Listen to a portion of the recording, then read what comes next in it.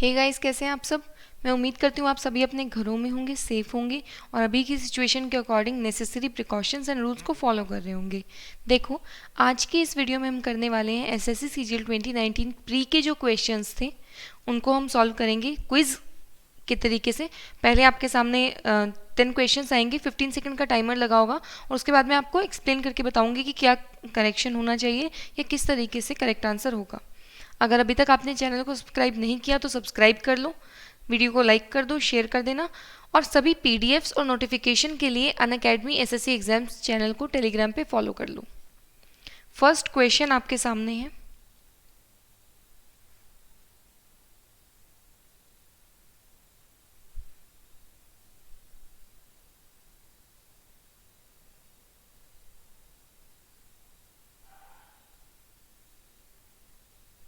हाँ जी, the modern man is busy acquiring more and more wealth and designing ways to invest it in more sense pleasures। अब यहाँ पे second part में error है। Error क्या है? ये जो प्लेजर्स है ये आपका नाउन है और नाउन को क्वालिफाई करने के लिए क्या चाहिए? एडजेक्टिव चाहिए। तो यहाँ पे सेंस नहीं, सेंशुअल आना चाहिए, पर्टेनिंग टू सेंसेस। ओके, हाँ जी। नेक्स्ट क्वेश्चन आपके सामने है,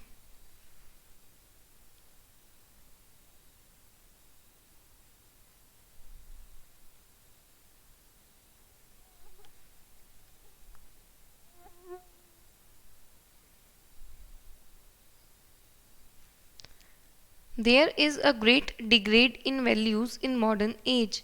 तो यहाँ पे देखो क्या आना चाहिए? There is what. यहाँ पे ए को हमने देखा, ग्रेट हुआ एडजेक्टिव, यहाँ पे आना चाहिए नाउन, राइट। तो यहाँ पे देखो degradation is the correct answer, degradation of values. अधिकार की बात हो रही है, बिलोंगिंगनेस की बात है, ठीक है। अधिकार की भी नहीं तो बिलोंगिंगनेस की बात है। ऑफ आना चाहिए करेक्ट प्रीपोजिशन। नेक्स्ट क्वेश्चन,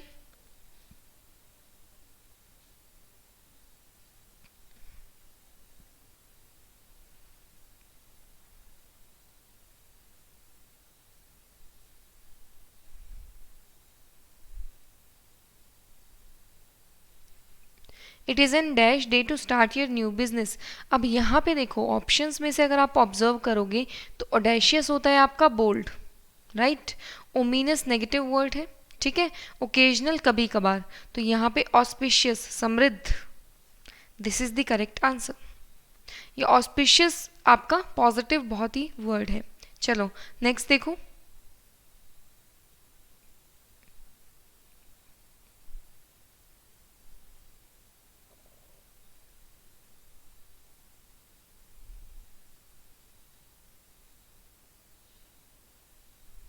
हाँ जी। सिनोनिम आपको बताना है पथेटिक का।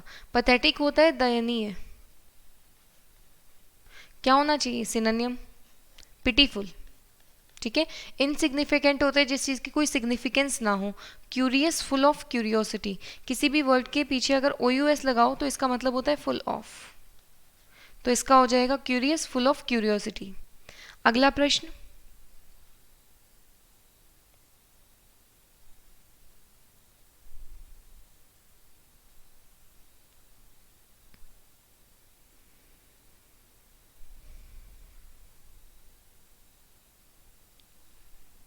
देखो आपको बताना है, अगर आपने इसका ब्लीड, मेरी या हैप्पी कोई भी मार्क किया है तो ध्यान से देखना, आपको एंटोनियम मार्क करना था, ठीक है।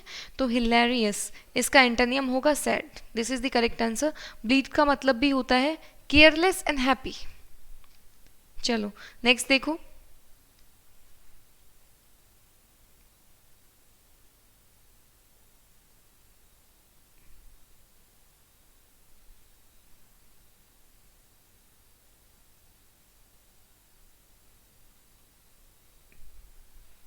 ही said to me what are you doing.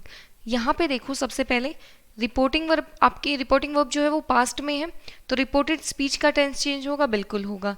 अब सिंपल प्रेजेंट, सिंपल प्रेजेंट आपका चेंज होता है सिंपल पास्ट में, ठीक है। तो हैड बीन नहीं, या तो ये हो सकता है या फिर ये दैट और वॉट आपका कंजंक्शन के तरीके से एक्ट करेगा, तो एक साथ दो कंजंक्शन की नीड नहीं है। अब यहाँ पे समझना, कंजंक्शन के बाद आपका एसर्टिव सेंटेंस आएगा, subject plus verb plus object, ठीक है, तो दोनों में ही सब्जेक्ट ही है। यहाँ पे आप देखोगे सेड टू आपका चेंज होगा आस्क्ड में, this is the correct answer. Next देखो,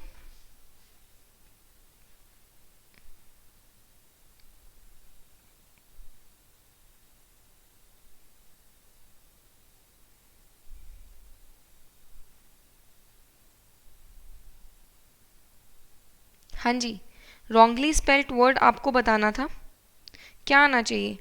this is the wrongly spelled word और इसका करेक्ट स्पेलिंग होती है, this is the correct spelling. हाँ जी, परसुएशन, इसका मीनिंग होता है ऑस्टेंटेशन का दिखावा, शो ऑफ।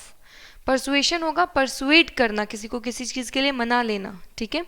मेंशन घर को बोला जाता है, एक्सटेंशन एक्सटेंड करना। नेक्स्ट देखो,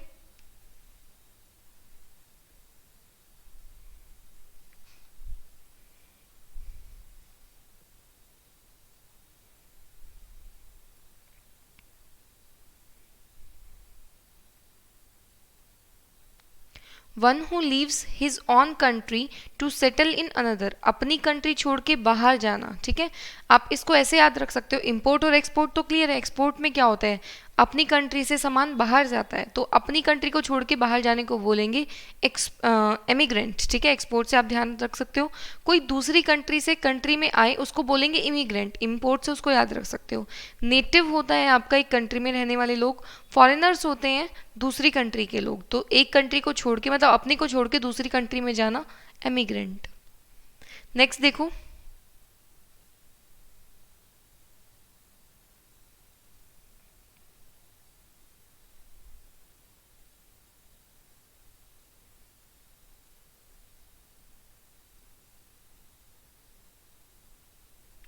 हाँ जी, this is the wrongly spelled word, क्या होना चाहिए correct spelling? Practical, this is the correct word. हाँ जी, नेक्स्ट क्वेश्चन,